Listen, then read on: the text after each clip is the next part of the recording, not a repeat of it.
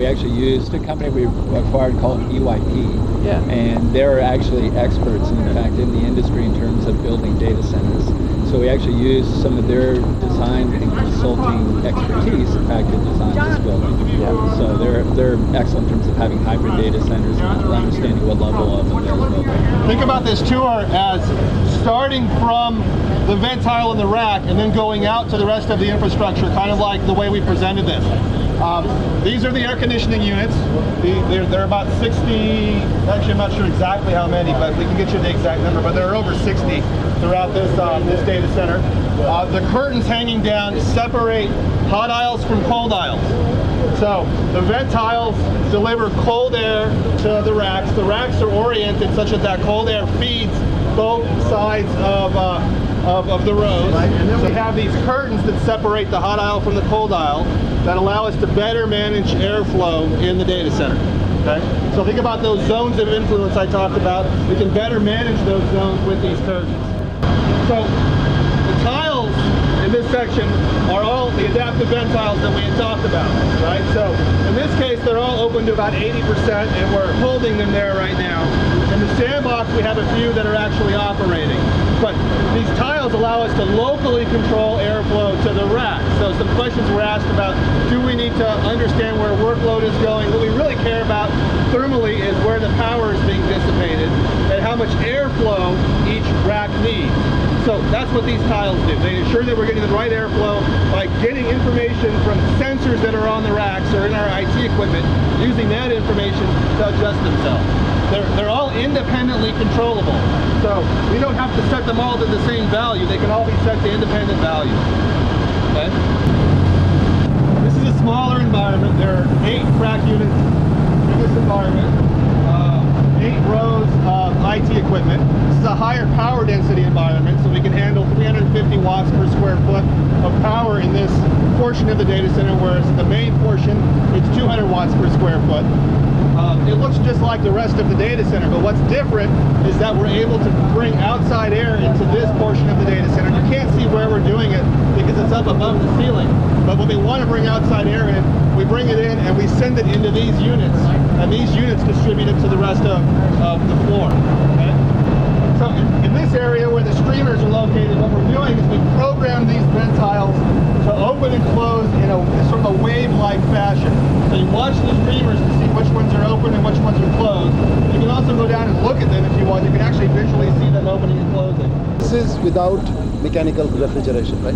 So what you're seeing here is ordinarily, number one, we would use outside air. On a beautiful day like this, we'll be pumping outside air from the top of the roof, which we can't unfortunately take you by the stairs. Yeah. That's the first level of cooling in the cooling grade. Right. The second level of cooling in the cooling grade is using these cooling towers where the hot water from the data center is brought in here, but the water from the data center is not mixed. So there is a loop in the data center that carries clean water. There's a loop from this cooling tower, which you'll see in the pump room, and you exchange heat with the water from the data center. You bring the hot water here, and you spray it down in these cooling towers. Some of it is lost in evaporation. Water cools down, goes back. No mechanical cooling is required. But on very hot days, we may need mechanical cooling, and there's the chiller room right there, the giant refrigerators. You know, the compressors, you will see giant compressors in there. So ordinarily, a data center without the cooling grid would only run on those mechanical compressors. And so those compressors in a data center this size would require megawatts of power to power the compressor. So what we are trying to negate is, as much as possible, reduce the amount of work required. You remember the sketch I showed you? There's a work required at the chip level, system level, pump level, compressor level. By taking out the compressor, we are reducing the amount of work required on the compressor. So it's an idea of how do I minimize, avoid the work as much as possible on a beautiful day like this. These are our cooling towers, and they're actually running right now. So water is sort of dripping down through the outside, and we're blowing air through in this direction. Maybe we're sucking it in here at this point. And as the water moves down and the air moves over the water, evaporative cooling occurs. Right. Okay? And that evaporative cooling results in reducing the temperature of the water as it moves through this tower and then gets sent back into those heat exchangers where we're exchanging heat with the water from the data center. You can see it's kind of similar to our cooling tower in that chilled water is coming in. It's being chilled by these units if they were turned on, and then being sent back to those heat exchangers that were in the pump room. All right. The cost to operate these is substantial. So it's much more costly to operate these than it is the evaporative cooling system or, of course, the outside air system that we're using. So we only want to turn these on when we absolutely need to. Think about these as sort of analogous to the public utility grid, right?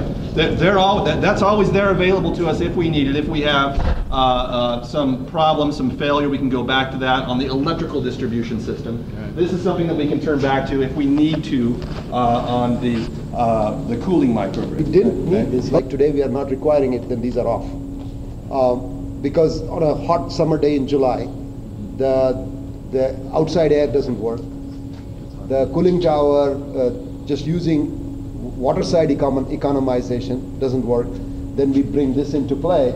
This gives you the added oomph. It's like you're driving your car, all of a sudden you're in Las Vegas, it's 45 degrees Celsius outside. You need to turn the refrigeration on. On a cool day here, you can just bring in outside air. So that when you turn that on, these compressors require a lot of energy. So that is why we save a lot of energy. One question then would come about is, Chandrakant and Cullen, you've been talking about embedded energy. You're buying this, it's energy that's embedded and it's sitting here. So we do the analysis there as well. Turns out that the embedded energy in this is relatively small, it's still there. So the key thing in design is to right provision it. Don't put 10 of these. Just don't buy like 10 just in case. Just buy the right amount. You still have energy that's embedded in the metal that's sitting in here. But the cost to operate them is very high. You need that so that you could serve the SLAs. So that's a trade-off decision you have to make. The only way you make that is if you take the life cycle consideration into account. Otherwise, somebody could come and advise you, okay, why don't you put 10 of these? And you know, we are so used to safety factors. We always over-provision just to keep our jobs. The day of those kinds of over-provisioning are gone. Oh. We have to write provision. We are so constrained by supply side that we need to write provision. And this is an ice chilling unit. So what this does is essentially make ice during times of the day when electricity is least expensive, and then it uses that ice to supplement the mechanical cooling system during times when energy is very expensive or when the utility comes and tells us we need to reduce demand. Okay. Does that happen often? It happens fairly regularly in the hot months here. It doesn't happen often, obviously, in the winter time. July, August. Yeah, July, August, it happens quite a bit. So that's what this facility is used for. So right now, it's not used for our data center. It's used for the site, but there's additional capacity here that we could tie into for our data center and use this as yet another method of generating cooling resources. Can I zoom at this?